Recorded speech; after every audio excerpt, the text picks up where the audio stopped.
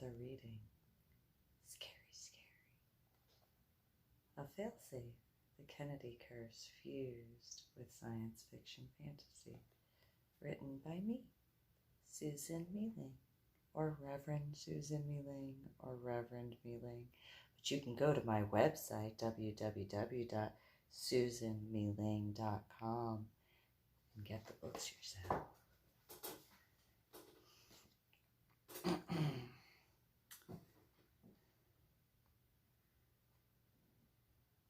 Both males noticed Maggie had wandered off again when Christopher looked directly into Luke's eyes with a cold, stricken stare.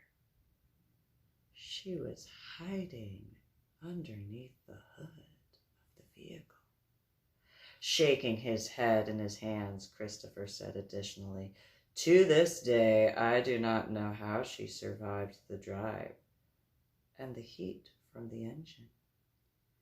Their ears perked up to hear Maggie exclaim from a distance within the shadows, "It was warmer and cozier than the cabin that didn't have any heat."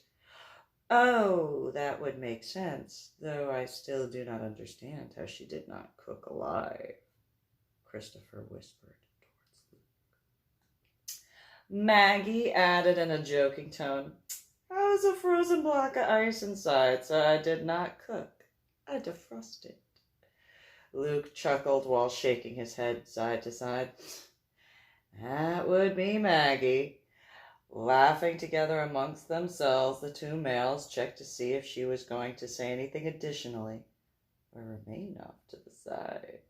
Hoping she would return to the table and join the conversation, she had been distracted by something else. She remained in the shadows briefly, telling Luke he learned Maggie would hide in the engine after he returned when he thought she had no clue of his departure.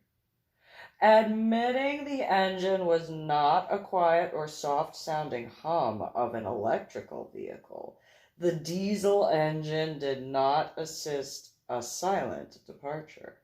Explaining the hour-and-a-half long distance just to the cabin, both remained silent throughout the several interstate road changes. During the conversation with Luke, he said he usually enjoyed the silence. However, the coldness from Maggie seemed otherworldly. Unable to handle her silent treatment any longer, he begged for her to explain her reasons. Learning that Maggie had hidden within the hood of the car, Christopher told Luke of what she told him and warned Luke of, as Maggie should never be yelled at. She did not believe she followed the car since she did not technically follow the vehicle.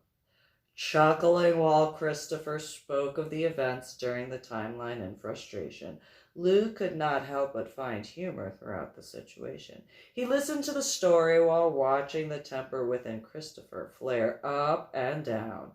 While Christopher discussed the situation with Luke, he stated he only learned of the then reason she could go for weeks without human face-to-face conversations and as well as being informed of her many unknown abilities at that time. He listened in the background to her. Having been tested for her physical capabilities since childhood, the governmental agencies had been watching her since she was a youngster. Able to escape their studies during her adolescence, she learned many oddities of herself in the ocean. Telling Christopher she had been assigned to one government agent up to a certain point in time, Maggie had not known of the purpose. Upon the realization of the testing procedures and her advancements, she attempted her escape. Successfully, she endured years on the run while remaining in plain sight for anyone seeking her. All they had to do was ask honestly. Luke inquired, "Is this the cause for your boss and you?" Christopher rolled his eyes as he spoke of one particular CIA agent had been drawn to her well before coming across the folder containing her information. The officer observed her from the distance of the jetties one year. One summer, many years back, the boss noticed her from afar. Around the age of 4, he observed her at the beach bouncing gymnastics moves along the hot sand. With a joyous grin and hardly being affected by the noonday heat, the agent began a file just on her. Hoping to see the child again in another time, he began a notebook dedicated to her. The flexibility and uncanny intuition to move away from a previously unseen obstacle which spooked her. Always able to maintain the balance needed to walk or run using feet or hands, Maggie amazed others even as a child, unknowingly.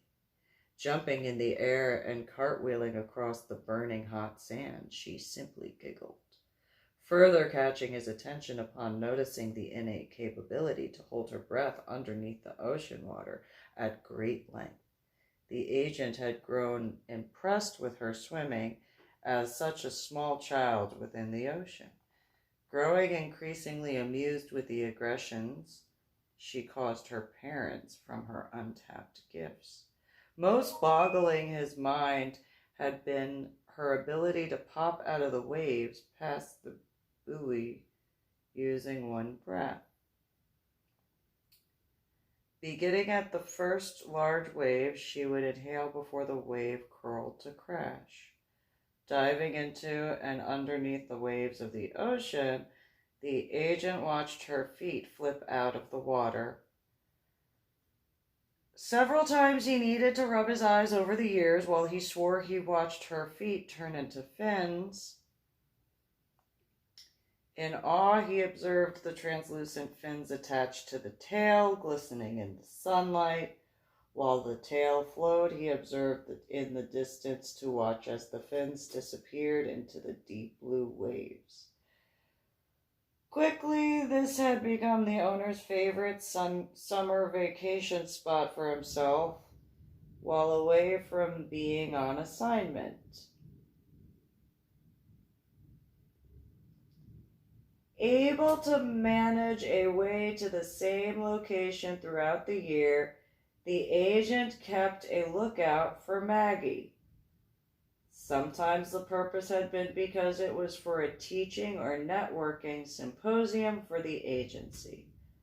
Other times the agent had been assigned to a mission leading him to the beach location, though he did not speak with anyone while on the boardwalk observing Maggie over the years.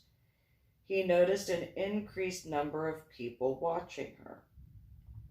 The larger numbers matured in the amount of the same time of growing number of people observing Maggie while making notations.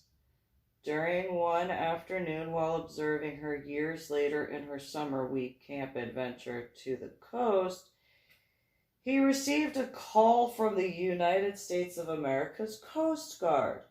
Once the clearance codes were exchanged over the phone, the corpsman briefly described the scenario, informing the agent an admiral from a submarine needed to speak with him immediately, in which the CIA agent accepted the call.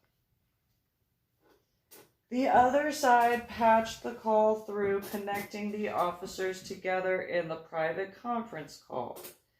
Over the communication system, the agent heard crackling noises for a few seconds before a voice came in clearly, demanding to know the purpose for the agent being in such a close proximity to her. Without an immediate response for studying the child, the agent listened to the screaming, referencing Maggie. The admiral wanted answers quicker than he could ask his questions, without giving the ability for the agent to reply.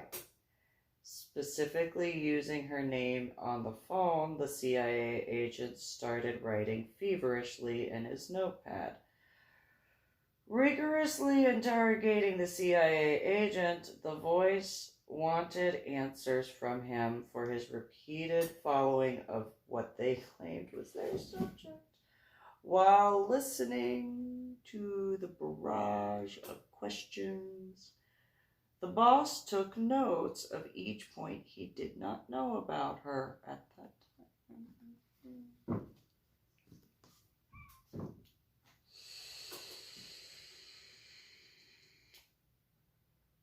Beginning with her name, the agent wrote as the voice continued with the variety of comments within the interrogation.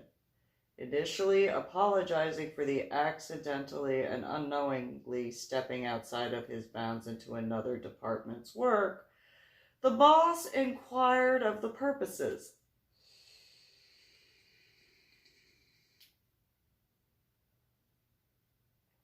Explaining, Christopher's boss apologized quickly because he was not aware of any governmental status watching over Maggie. The voice hesitated before the agent tried to probe for answers. Making thoughts run rampant through the agent's mind, he watched her briefly one last time at the moment. Going through all the documents he could find throughout any available agency, he initially thought he was going to be made. Then he found a link. Trying to pry information as to the reason why the United States Coast Guard had been observing Maggie from a distance, the voice did not respond. The Admiral allowed the agent to ask his questions at will, but remained silent while listening.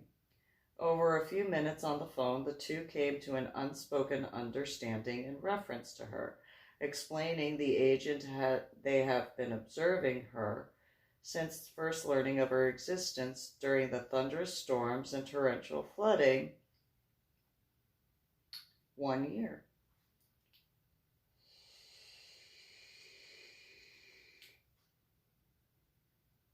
Commenting of the several conspiracy theory-style rumors from older religious and spiritual texts, the Admiral had been sent to watch her.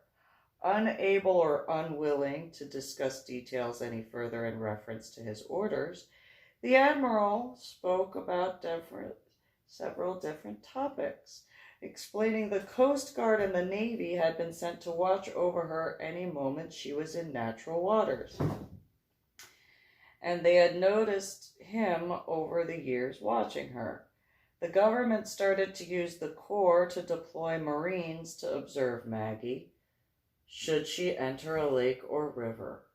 Preparing for her adoration of nature, the Army was used for any of her hiking adventures. Later in the conversation, the Admiral said the government had enlisted specific airmen who would ride alongside of the U.S. Marshals during any flight she would ever take, telling the agent the government was using other areas of available resources to study her. The Admiral commented of several acronyms. Needing answers of her purpose before deciding whether or not to eliminate the child, the agent jumped cautiously to interrupt the Admiral. Christopher told Luke while sitting at the edge of his chair, "My soon-to-be boss asked the reasons for a child's assassination, for there is no need to shed innocent blood." Luke asked, "I know she is unique, but what is special about Maggie?" Shrugging his shoulders, Christopher replied, "I do not know, honestly, from that discussion with my boss." He told Luke the Admiral proclaimed the boss did not have a high enough clearance for all information and was reprimanded verbally by the Admiral. When he pushed the lines too far. Chuckling while the CIA agent added, the rank was unable to compare stories and rapidly without warning, the call was disconnected. Returning to his hotel room to start drafting plans and creating timelines, The boss did not know where to begin. Christopher asked Luke if he remembered the fitness evaluations in school. Luke reminded him of attending boarding school overseas, beginning to explain the cause for the agent's interest in Christopher, having told him of a test created by the current leader of the problematic time, President Ronald Reagan. Known as the presidential fitness test, this had been enacted after the president had found a specific tombstone.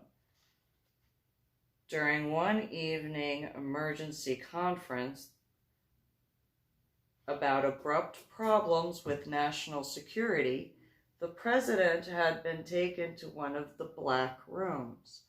All communication and electronic devices were checked into a basket before entering the elevator for any of the specific rooms.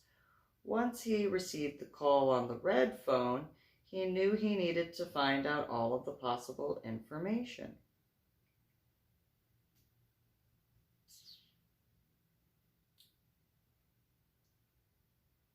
I came up with this by myself. I was just trying to be creative. So